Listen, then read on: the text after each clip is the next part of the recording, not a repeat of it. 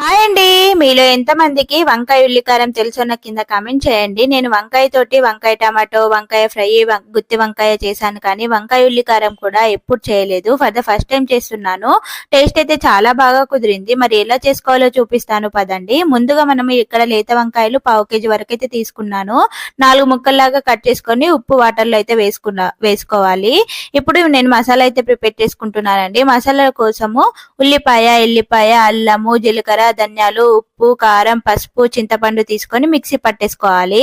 మనం 4 వక్కలు చేసుకున్న వంకాయల్లోకి మసాలాను అంతా స్టఫ్ చేసేసుకొని ఒక ప్యాన్ పెట్టుకొని ఆయిల్ వేసుకొని వంకాయల్ని 2 సైడ్లు వేయించుకుంటూ ఉండాలి. ఇలా వంకాయలు మొత్తం వేగిపోయిన తర్వాత మిగిలిన మసాలా కూడా వేసేసుకొని ఒక 5 నిమిషాల వరకు మూత పెట్టుకొని సిమ్ లో వేయించుకుంటే వంకాయ ఉల్లి కారం అనేది రెడీ అయిపోతుంది.